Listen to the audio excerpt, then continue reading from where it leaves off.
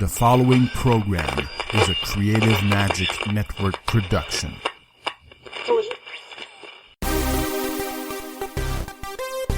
You're listening to the Frederick Bai Show, where sky is the limit and space is the place. Here's your host, Frederick Bai.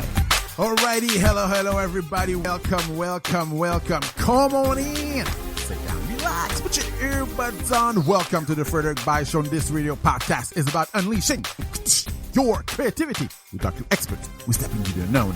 It is an inspirational, magical, intuitive radio podcast as we chat with charismatic enigmas, yes, from around the globe. Authors, musicians, singers, radio hosts, business people, photographers, everything in between. I am Frederick Bai, the man of the hour, the man with the power, too sweet to be sour, funky like a monkey. Hey, in this place, I sting like a bee, produce sweet honey, and I am pretty. I am your favorite French knocker. And today, we're going to talk about a passionate subject of mine. Oh yeah, we combine both. I have two passions, spirituality and money. Oh yeah, and I think they combine perfectly actually. And I love this next book because I think it's a subject that is not talked about often enough. And I feel that money is such a mysterious subject for so many of us, a confusing subject for so many of us. Everybody's after money. At the same time, it seems to me that very few people kind of admit it. It's one of the biggest mysteries of life.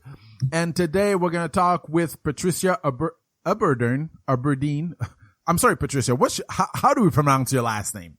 Let's just pronounce it Aberdeen. Okay, like Patricia. Aberdeen, Scotland. Yeah. All right, Patricia Aburdene. She's one of the world's leading social forecasters, co-author of the #1 New York Times bestseller, Megatrends 2000, and a world-renowned speaker. She is the author of Conscious Money, Living, Creating, and Investing with Your Values for a New Sustainable Prosperity.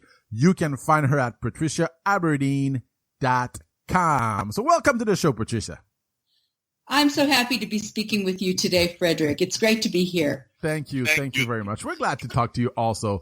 Like I said during the intro, thank God that there are people like you talk about these kinds of subjects because we desperately need it. And I love how you, paint our current, financial situation as a nation, basically, or even a world with the new paradigm, in my opinion. But right before we dive into it though, give us an idea here of your background a little bit. Well, that would be my pleasure. Let me first, even before I talk about my background, I think you really hit the nail on the head in your intro because we have an ancient wound, Frederick. Yeah. Ancient wound. I like that. Okay, go ahead. It's this sense that we have, so many of us, that there's money way over there and there's our spirituality way over there, and that we can't bring them together. And so what I want to do in Conscious Money is to bring them closer together so that people can see there doesn't have to be this great separation between these two topics. They can actually be very harmonious. Mm-hmm. Right. How did you, where did you grow up and what was the mindset of the adults around you growing up when it came to the world of money?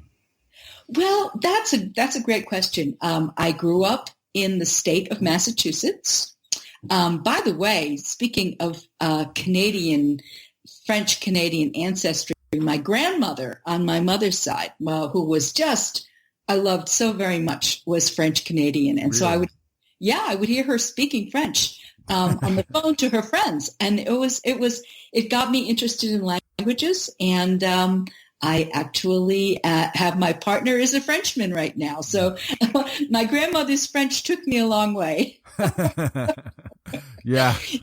So I grew up in Massachusetts and in a very middle-class family. And I consider myself enormously fortunate that they were pretty neutral about money. They didn't instill any negative thoughts about it, like a lot of scarcity, like, oh, money doesn't grow on trees. No, money is a big deal. And they never said money is the most important thing, greed is important. None of those. They were just kind of like, okay, we're just middle class, but we have enough and it's good. Mm-hmm. And I just feel like that was such a blessing. Mm. And what kind of kid were you? Were you a kid who was intrigued by the world of money? Were you a kid who read, some kids, they read financial stuff right from a young age, Well, no. What kind of kid were you? No. When I was quite a young kid, I was bored.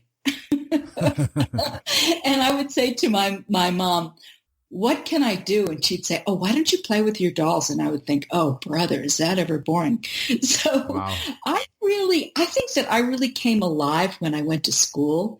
I really liked school. I liked ideas. I liked the other kids. I wanted to feel, I think that I wanted to feel intellectually stimulated when I was so bored as a little girl. I wanted to hear about ideas. I wanted to hear what people thought about things. And so you wouldn't be surprised that when I grew up, I became a philosophy major in college. Wow, philosophy major. Wow. Were you intrigued in spirituality too? Yes, absolutely. Okay. I was when I went to church, I was raised Roman Catholic. When I went to church, my grandmother went to the French church and my mother went to the Irish church. Wow. So when I went to church, I found it, I liked it. I felt a connection with God. I felt, I really liked it. I liked Sunday school. I mean, I was a weird kid, I guess. You think? A weird kid. Kids who love school are weird. Okay. School and I liked church. So yeah, I guess I was. But, money, I was kind of neutral about. But then I had another great blessing. I became enormously successful. My former husband and I wrote these 2 #1 best-selling books, Megatrends, the first book, and Megatrends 2000, the second book. Wow, my life was very, very different. And I was blessed with great abundance.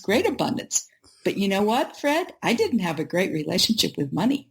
Even though I had great abundance, I didn't have a great relationship with money at all. I wasn't stingy with people or with myself.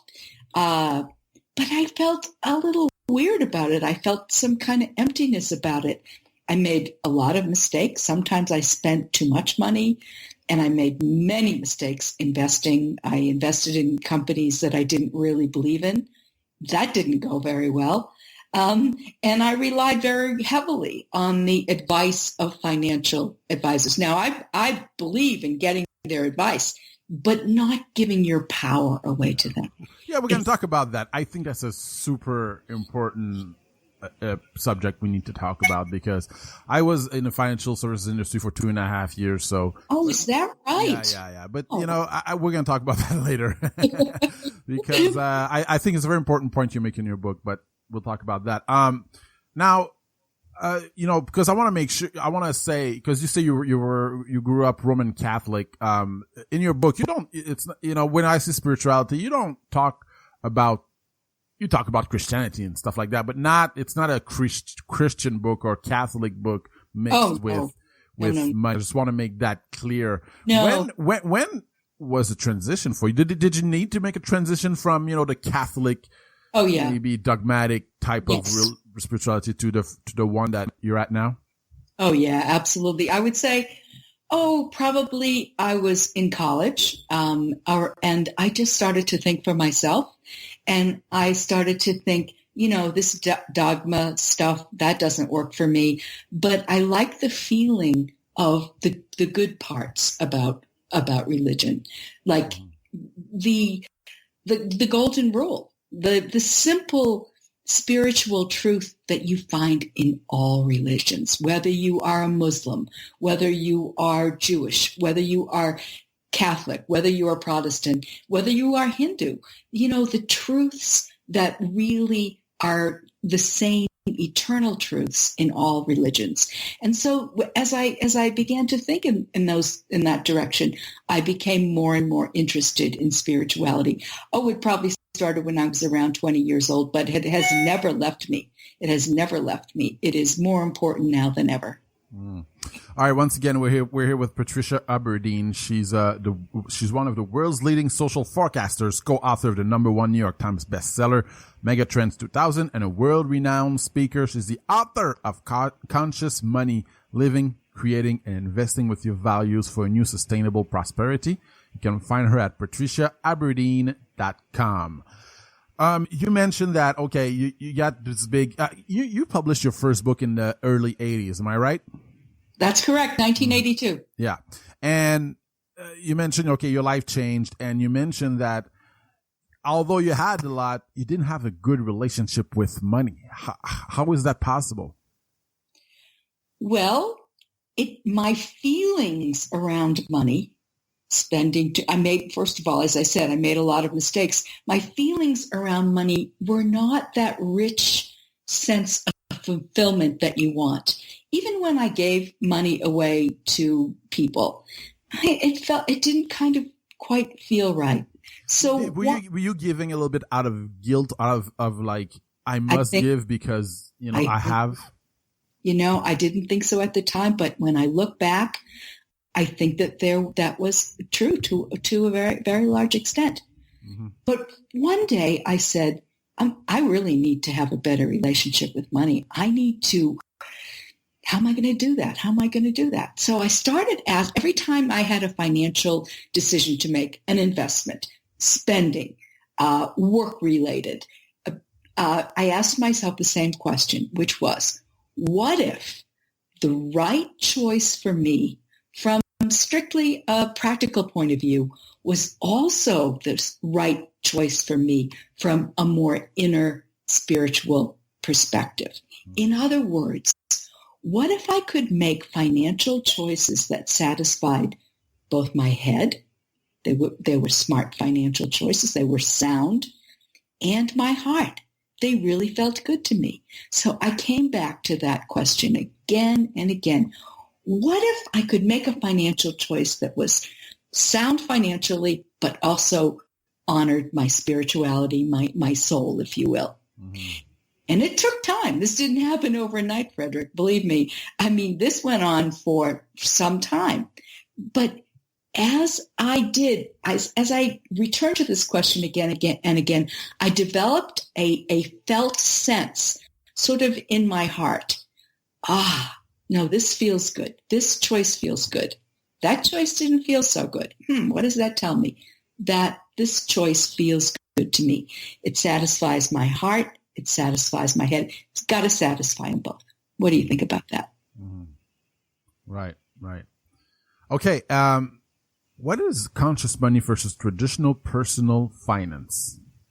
Oh, that's a great question. Well, conscious money is about having a positive, life-affirming relationship with money. And if you can create that, if you can create a relationship with money that honors your values and your level of consciousness about money, you can create value for yourself, for others, and for the planet at large. So that's what it's all about. Mm-hmm. Okay. And why did you write that book? Because it comes at a critical time, everything, our economy today, even, like I follow a lot of what's going on in the US and stuff, but, why did you write that book? Well, I think that I wrote it because of that journey that I was describing to you, mm-hmm. that, I had at that time, my financial net worth was much greater than it is today, for example. And I was like, well, why aren't I happier? What's missing? And so as I asked myself that question again and again, it changed. It absolutely transformed my financial life. I mean, overspending just seemed really ridiculous. And instead of having it be like this minefield of confusion and self-doubt, and believe me, I doubted myself a lot. And today, even though I have less financial assets at my disposal, I trust myself. And so it seemed to come together. And yes, I was looking at the outside world as well. And I thought a lot of people are going through very, very difficult financial times. And maybe my experience can help them to sort this out for themselves in a way that, that works for them. Yeah. Money is, and I don't need to tell you this, I know, but, money to me is just, to most people, it's the number one problem, is the most anxiety triggers, Yeah. And you say that it starts with our values and not our portfolio or businesses, etc. But, if I don't invest, in the right type of investment for me, like in my business, the businesses generate the money, the portfolio generate the money, because values are not often spoken. I mean, you speak to a financial advisor or at the bank, they're not going to talk to you about, values. I know, that's pretty funny. That's pretty funny. They're going to talk about products, and they're going to talk about exactly. So what is the link between values and money? Conventional wisdom holds that values should play no role whatsoever in your financial life. Smirks that, it almost. Yeah. I mean, it's. Yeah. It should, you've got to be out for yourself. You've got to be out for number one and all of this stuff. But how can that be true? Because values shape our choices in life, and our choices write the story of our character and our destiny. So the values are there, whether you acknowledge them or not. And most people don't even know what their values are. So I know if you looked at the book, you saw that right page 7, right after I kind of introduced what this is all about, I was like, hey, everybody, let's pause here and take a look, do this little values assessment, self-assessment exercise. You don't have to share it with anybody else. It's something you can do privately. And take a look at this list of, 40 or 50 human values. And I purposefully mixed up practical values like, sustainability or something like that.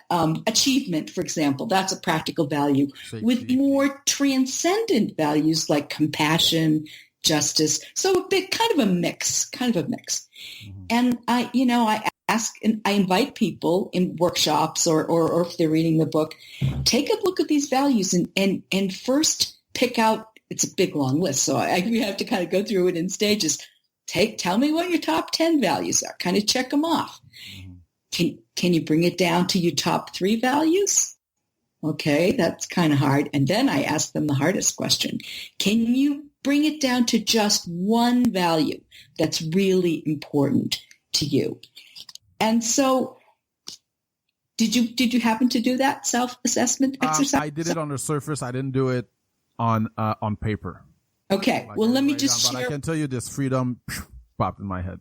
Way high up there. Yeah. I talked to a lot of people and a lot of media personalities. I was speaking to a woman that interviewed me on Conscious Money from Seattle, and she said, well, I felt very guilty because I thought my top value should be love, but my top value was freedom.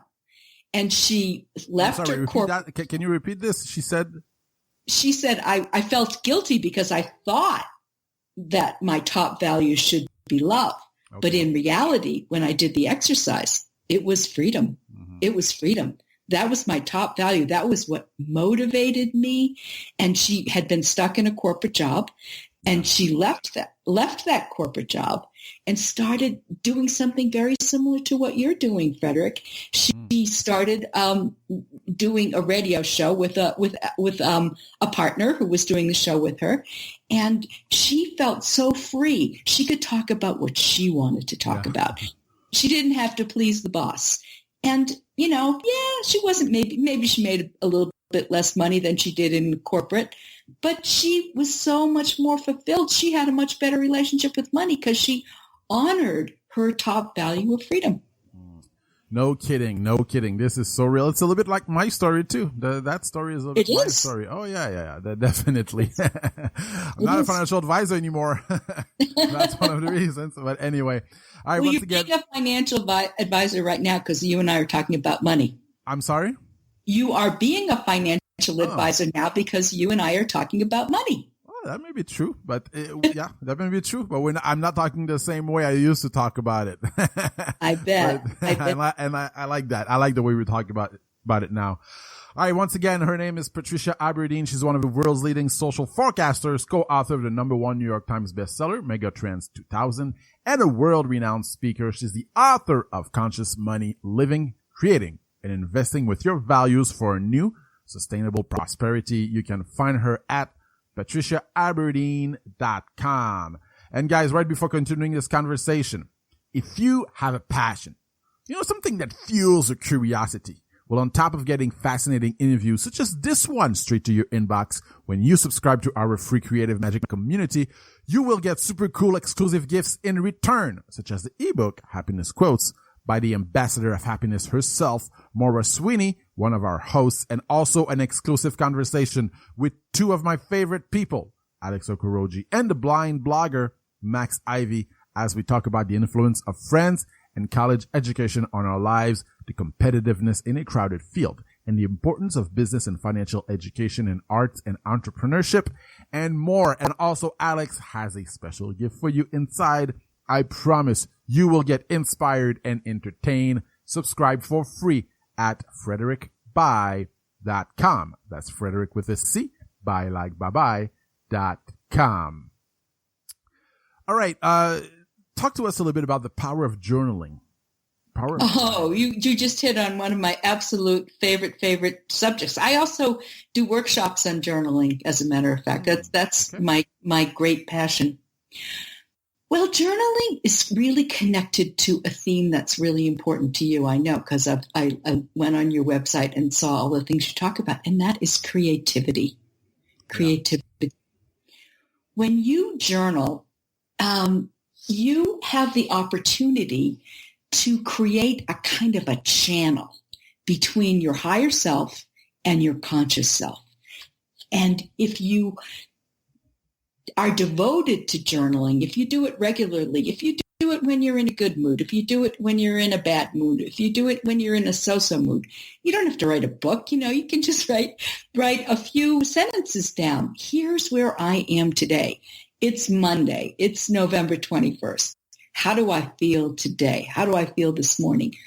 You create that channel so that you can connect the insights. You talk a lot about the importance of intuition, about creativity. Well, how many people do you hear say, I get all these great ideas, but do I remember them? No. So journaling helps you to do that. And that's particularly important today, Frederick, because when I wrote those Megatrends books, we were living in the age of information. By the time we got to around, we were shifting from industrial to information. And in 1982, by shortly after 2000, the greatest companies of the world weren't really creating the tech economy with information. It played a role to a certain extent, but we shifted the core of our economic life in the developed world from information to the genius of human consciousness. Mm-hmm. If you look at Google, if you look at Apple, they create new products. They create new technologies through the genius of their employees. And that's true if you're in biotechnology, if you're in architecture, if you're in art, certainly if you're a scientist, a technologist, an engineer. Mm-hmm. An engineer, and I use the term consciousness in a kind of spiritual sense, in the sense that a high level of consciousness is like presence. It's your ability to be present with a business problem, with a human being, with any sort of situation without having a lot of mental chatter going on, with your mind being present and free and not loaded with a lot of mental baggage, and with your emotions being calm and steady.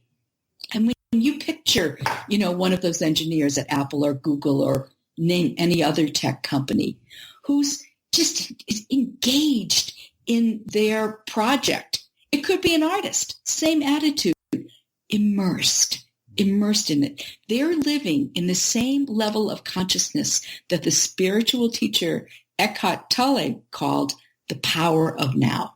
They're being present with what's going on. And out of that presence is this out of that consciousness is this whole new multi-trillion dollar economy. True. Mm-hmm. And that connects to creativity. Yeah. I like the title, the wealth of creativity later on in your book that you write about.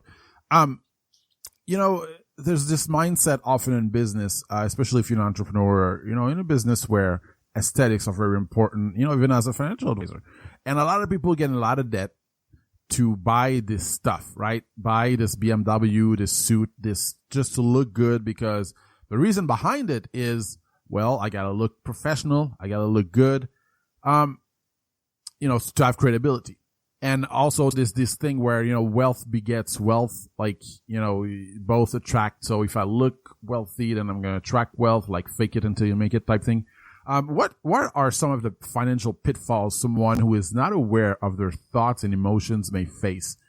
And how do we practice self-mastery towards money? Yeah. I figure you were going towards self-mastery. Well, let's look at 3 quick examples where spending, you were just talking mostly about spending, where mistakes when it comes to spending are caused by the failure of self-mastery. So picture this young woman, she's right out of college, starting her first new job, and she thinks that what's going to make her successful is to buy this $500 purse, pocketbook, whatever you want to call it. And so she does that. She can't afford that. She can't, even a woman, an executive who earns over $100,000 a year is going to think very hard about buying such an expensive thing. So this woman is starting to buy these material things, and it's going to cause her trouble. She's going to get into debt someday. Imagine the young fellow, maybe he's in his 30s or something. He goes out for a night with the guys, and even though his friends never pick up the check, he picks up the check. And then he complains that he can't afford health insurance. Well, he must think on some level that he has to buy his friendship with these guys that he goes out on the town with.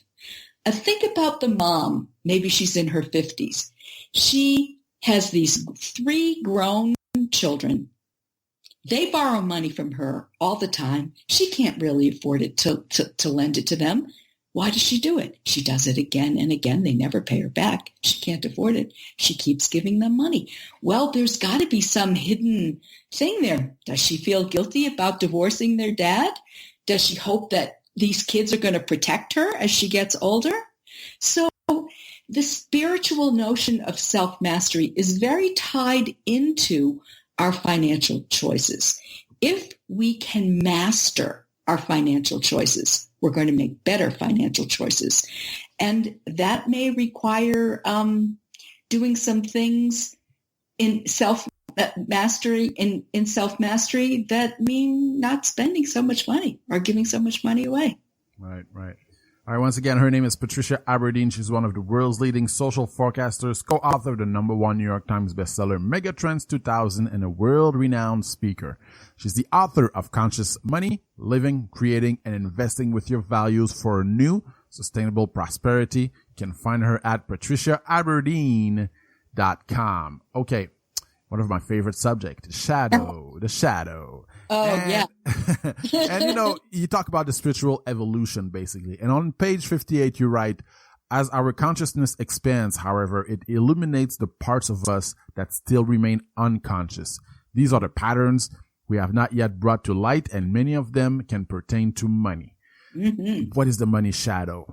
What is it? Well, we talked about how values can help you create in a positive way a positive money life. But, all of us, if we're human, we've got these thoughts, these feelings, this conditioning about money that's not necessarily so useful. I mean, a lot of the times, if we're worried about money, we have constant thoughts about money. I don't have enough money. There are no jobs out there for people like us, like me. There are no jobs out there in my town, or bills. All I get is bills. We have this negative money chatter going on. So what are we going to do about that? Mm-hmm. So let me give you a simple 4-part statement, and it works just as well for thoughts or for feelings. That feeling, that sinking feeling about money, of that fear, or maybe stinginess. Some people might experience stinginess. I had a friend who followed this this 3 simple process that I suggested, and she said, I just became aware that when she had her hair done or something, and I didn't leave a generous tip. It was kind of a stingy tip. And you know what I did? I went back and I gave the hairdresser an extra few dollars and said, here, please take this. So we have these things. So what are we going to do about them? We're going to observe ourselves. Step 1, self-observation, this first step in self-mastery.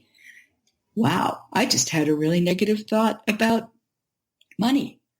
Wow. I just felt this shudder of fear about money. Just observe it.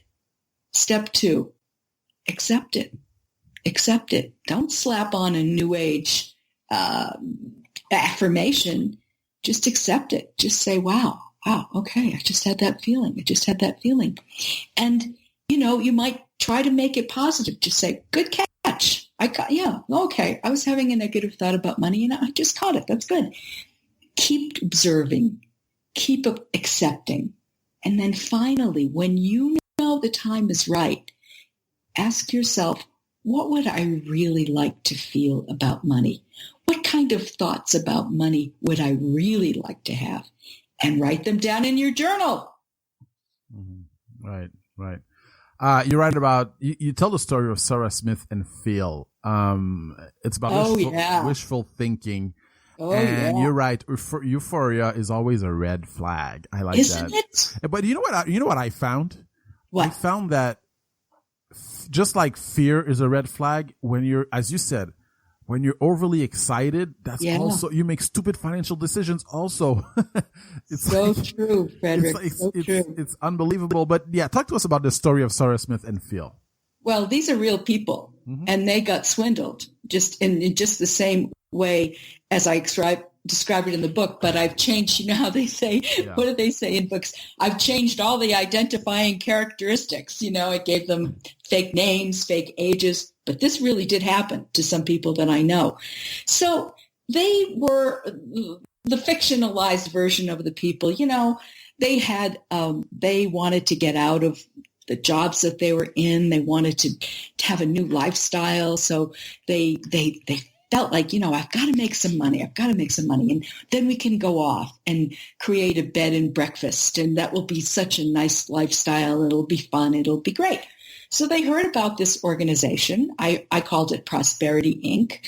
And they turned over their life savings to this organization. And it worked pretty well. They started making a lot of money, and they were like, wow, this is great. My IRA is growing and this is fantastic. And then it started to shrink a little bit.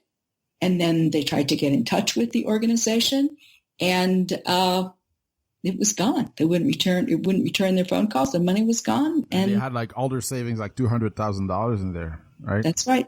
Wow. That's right.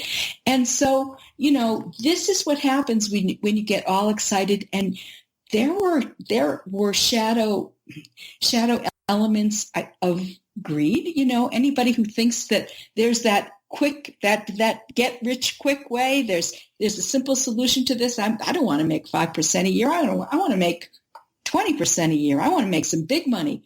Well, I hate to say this, but it's true. Even the most spiritual people, because they don't want to admit it, can get involved in greed. I mean, they're spiritual people, sensitive people are the ones who are most victimized by crooks like this.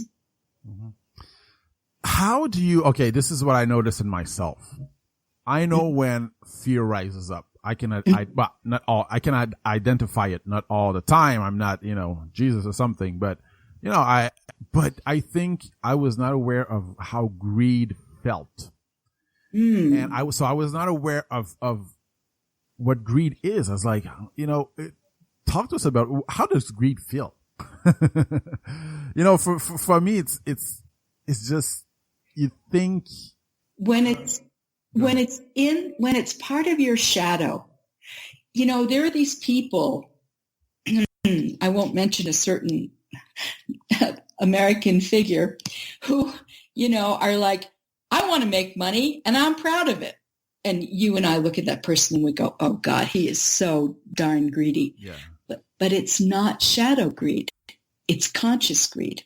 And that is much less dangerous. It's much less dangerous. Yeah.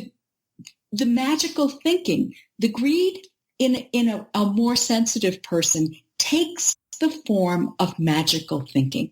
It takes the form of, wow, there's got to be ways to make money and ways to make money easily.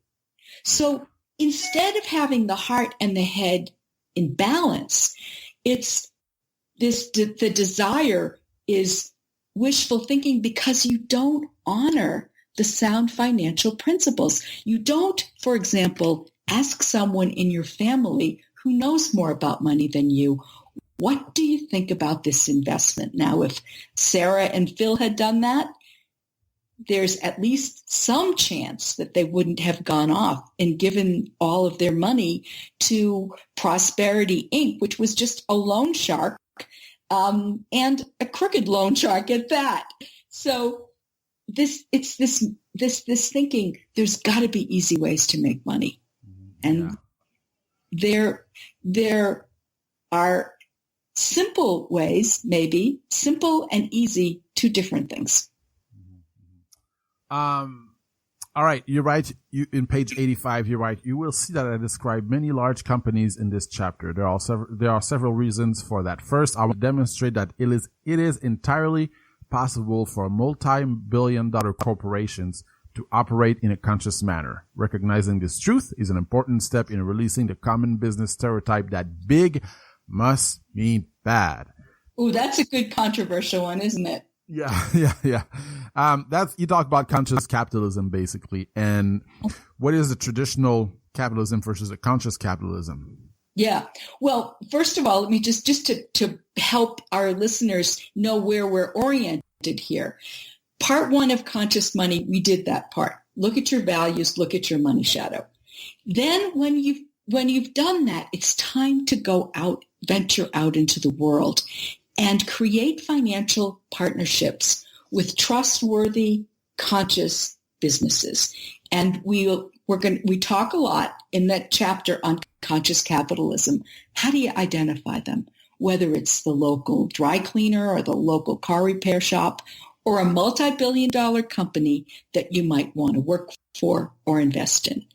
And I'm going to really oversimplify this by saying, if you as an individual want to have a good relationship with a company, choose a company that has good relationships with people.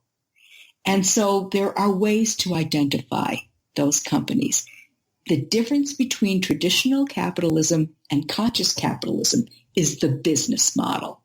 The business model of traditional business is you're in business to make money. That's what you're there to do. Profit is the most important thing. Investors are the most important thing.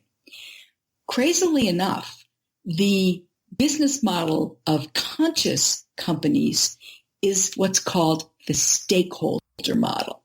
And that is to say, sure, investors are important, but customers are just as important. If you don't have a customer, you don't have a business. Customers are important. Employees are important. Your suppliers, having good relationships with your suppliers, that's important. You got to have the product to sell. You can't afford to get mad at them and they just go, heck with you. We're not going to deliver things to you on time. The community that you operate is important. The planet at large is important. So this holistic view of business is the most important trait of conscious business or conscious capitalism. And paradoxically, study after study has shown that this more holistic view makes more money anyhow because it's taking this more positive approach. Right. And examples of companies like, you mean Apple, stuff like that? Apple is way up there on the creativity front. Some of its policies would not actually make it as a conscious capitalist company. It has all this controversy of buybacks and stuff like that. Inhuman practices in some of their manufacturing situations, but there are plenty of other ones that are really absolutely terrific. Just plain good businesses. Southwest Airlines, Costco. Costco is a retailer. Costco is the conscious Walmart. It's a retailer that takes this stakeholder view in how they operate. They've got to satisfy their customers. They've got to be good to their employees. They pay their employees much more than Walmart. Google has a pretty really strong rating as a conscious company. Oh, Johnson & Johnson, companies that are just plain good businesses. And I list a whole bunch of them in that chapter to give people ideas. One of the resources that I advocate, and I think it would be just as good for our Canadian listeners as for our U.S. listeners, is every January, sometimes it's in February, Fortune magazine comes up with the 100 best companies to work for. And I love this issue. You can go online, actually. You don't have to subscribe to them. You can go online and see what the 2016 list is. This gives you ideas of just plain good companies. Starbucks is almost always on there. Whole Foods is almost always on there. One of my favorite investments, Intel, is always on there. So you look at this list of companies. These are the kind of companies you want to do business with. These are the kind of companies you might want to work for. These are the kind of companies you would definitely want to consider investing in. Mm-hmm. So those are the three rules, right. the three roles, I should say, not rules, roles of your economic life. You're an earner. That's where that creativity comes in. You're a spender, and you're an investor. Those are your three primary money roles. Right. All right. Once again, her name is Patricia Aburdene. She's one of the world's leading social forecasters, co-author of the #1 New York Times bestseller, Megatrends 2000, and a world-renowned speaker. She's the author of Conscious Money, Living, Creating, and Investing with Your Values for a New Sustainable Prosperity. You can find her at patriciaaburdene.com. And guys, right before continuing this conversation, going to the last part of the conversation, we would like to thank those who pledged to our Patreon page. You are really helpful to the show, and we are grateful for your help.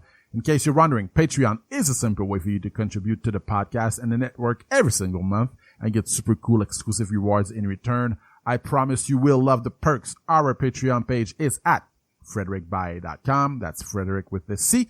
buylikebabai.com and click Patreon in the header. Money is used to cover our production costs and editing time. And also you can contribute for as low as $1 a month. So go now, frederickbuy.com and click Patreon, be a Patreon in the header. Okay, last part of the conversation, financial advisors. As I mentioned in the beginning, I was a financial advisor for 2.5 years and it was really not aligned with my values. I never bought into it. And one of the reasons I didn't buy into it is because it takes a year and a half to become a massage therapist. Not that I was a massage therapist, but I know this, and it takes 2 months to become a financial advisor. And you know, and don't get me wrong. A lot of people that I work with, I mean, I got along. They're good people. They're not bad people. It's just, for me, I just never bought into it. I just never trusted management. I never trusted, to be honest, the philosophy, you know, mutual funds, stuff like that. So give us advice here on how to find a competent financial advisor who's not there just to sell you something, because that's what it is. It's like most financial advisors are paid by commissions. You know, we were paid by commissions, and you don't sell, you don't eat, you know, and so tell to us a little bit about that. Well, for one thing, if you're dealing with a reputable financial advisor, they should tell you exactly what commissions are involved. It should never be hidden. I mean, it's not a horrible thing to make a commission. I have I have one financial advisor that I trust very much, and he must have said 3 times now, Patricia, I want you to know that if you choose to do this, I will be making a commission from this. And then he said it again. I was like, please, I got it. You're going to make a commission from this. That's okay with me. So that was conscious, but it needs to be right out there and right out front. So that's the first thing. The second thing is, you know, in investing, they say the rule number 1 of investing is diversification. Well, that's a pretty darn good rule. But I would say even before that, it's never, ever give your power away to a financial advisor. If that investment goes well, you're going to get the money. If that investment fails, you're going to lose the money.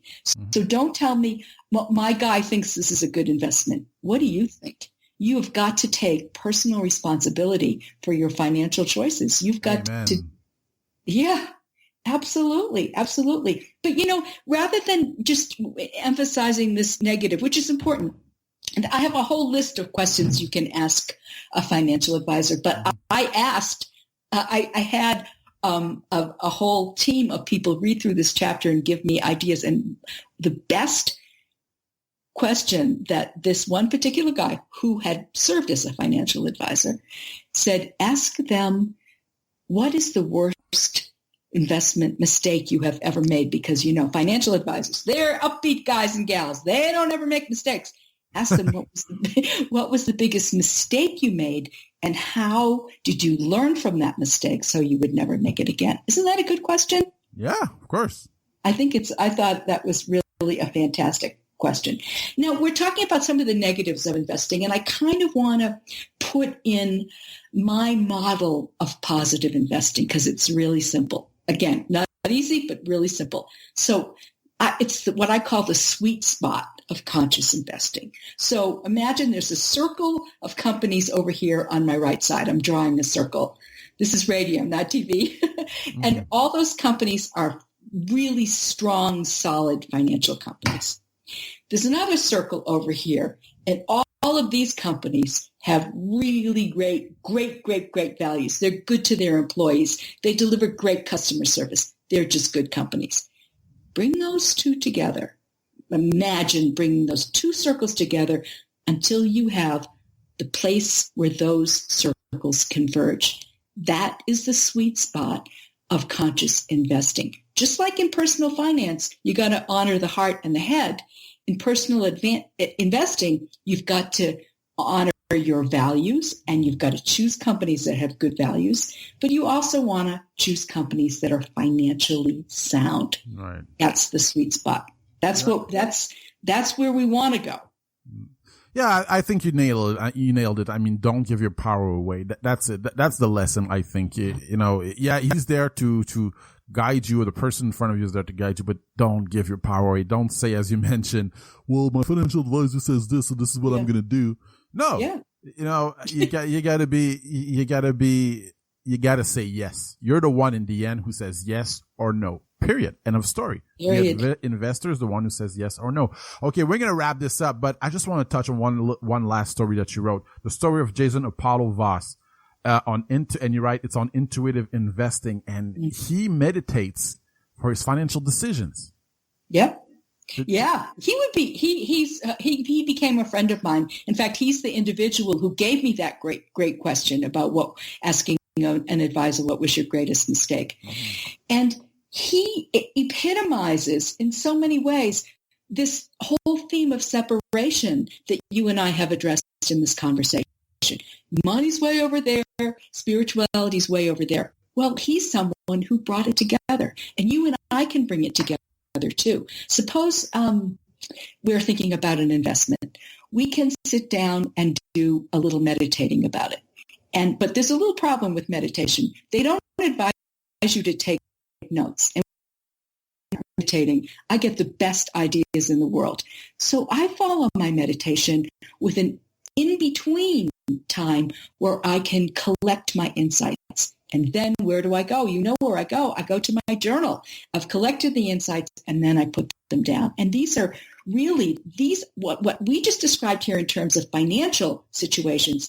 That's how you and I can use creativity to advance our careers. That's that in this new era of consciousness, we tap into our consciousness.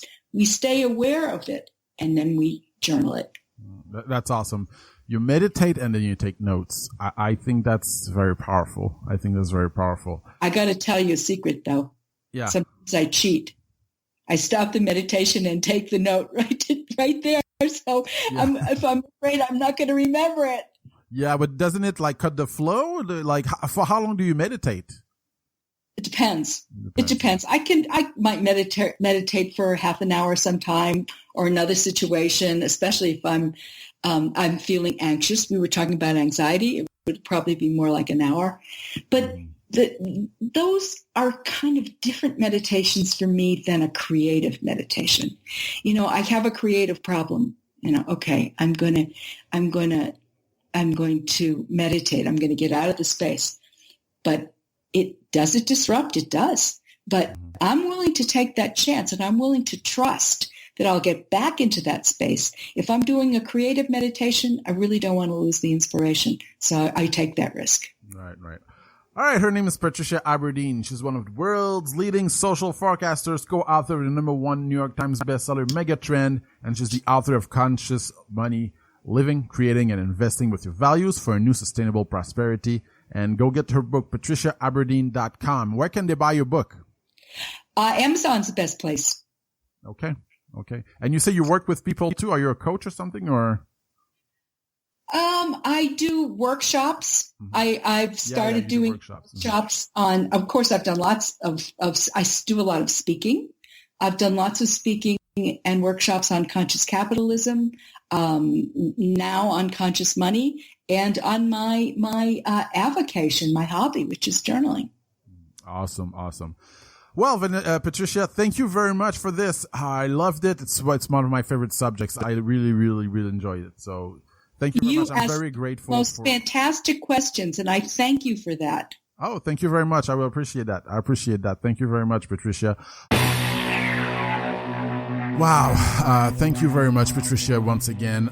Thank you to all of you for listening to this episode. I think you learn a lot here. I think there's a lot of great content. I would re-listen to this episode once again. I mean, 2 or 3 times. I'm sure you'll pick up new things as you re-listen to them, because money is so important, man. And it's something, like I said in the beginning, it's something that most of us don't we don't acknowledge that we need it, and it's all these awkward feelings around it, and I don't know. So thank you, Patricia Aburdene, for this wonderful book, Conscious Money. Go pick it up. If you are an Amazon shopper, guys, when you pick up her book from our website at frederickbuy.com, using our links, Amazon links at frederickbaye.com. Amazon kicks back a few bucks to the show, and it helps cover production costs. No additional cost to you, no hidden fees, no nothing. So if you like this show, if you like what you hear, you can help by going over to frederickbaye.com. That's Frederick with a C, Baye like bye-bye.com, and click on her page and click the link to her book. It is really that simple. Or you can use our Amazon links in the sidebar too for all your online shopping. So bookmark it to find it easier. Also, guys, we're looking for new hosts for the network, the Creative Magic Network. If you are a positively oriented entrepreneur and want to be podcaster, or if you have experience and you'd like to expand your listenership, we're looking for you. We're looking for new podcast hosts. The network is still in its infancy, and our fees are pretty low compared to other networks. I can tell you that. And we're here to lead you by the hand. And we're on so many platforms right now, so I will not name them all, but so it's just go to frederickbaye.com and click become a host in the header.